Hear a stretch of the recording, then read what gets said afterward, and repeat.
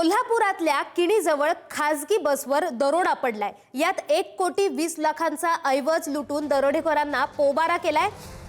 मध्यरात्री पुणे बंगळुरू महामार्गावर किणी टोल नाक्यापासून काही अंतरावर ही घटना घडली।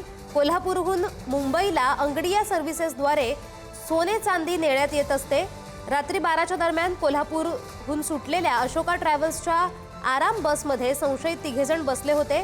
ही बस महामार्गावरील किणीजवळ आल्यानंतर 3 संशयितांपैकी एकाने चालकाला चाकूचा धाक दाखवत गाडी उभी करण्यास भाग पाडलं।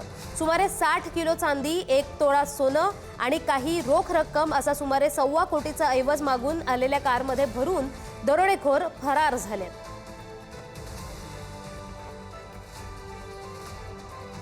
तर या संदर्भात अधिकची माहिती देतात आमचे प्रतिनिधी शेखर पाटील।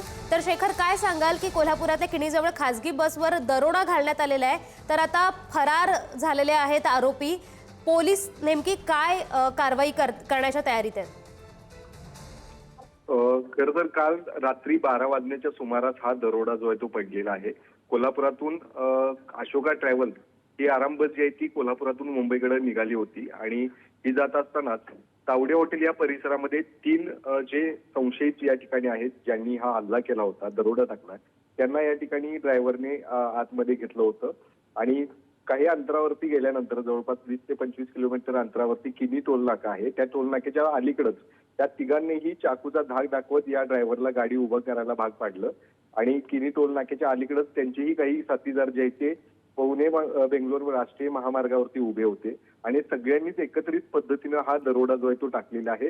गाडीमधलं जवळपास 60 किलोहून अधिक चांदी आणि 1 तोळा सोनं असा 1.25 कोटीहून अधिकचा मुद्देमाल जो आहे तो त्यांनी त्या ठिकाणाहून लुटून घेऊन गेलेले आहेत। त्यामुळे या सगळ्यांचा शोध जो आहे तो रात्री 12 वाजल्यापासूनच पोलीस करत होते। त्यातल्या काहींचा शोध देखील लागला असल्याची माहिती सध्या मिळालेली आहे। काहींना पोलिसांनी ताब्यात देखील घेतल्याची आता अपडेट आलेली आहे। त्यामुळे निश्चितच आहे नेमके हे गुन्हेगार कोण होते आणि त्यांच्याकडून ही नेमकी माहिती त्यांना या गाडीतून हा मोठ्या प्रमाणात। धन्यवाद शेखर दिलेल्या या माहितीबद्दल।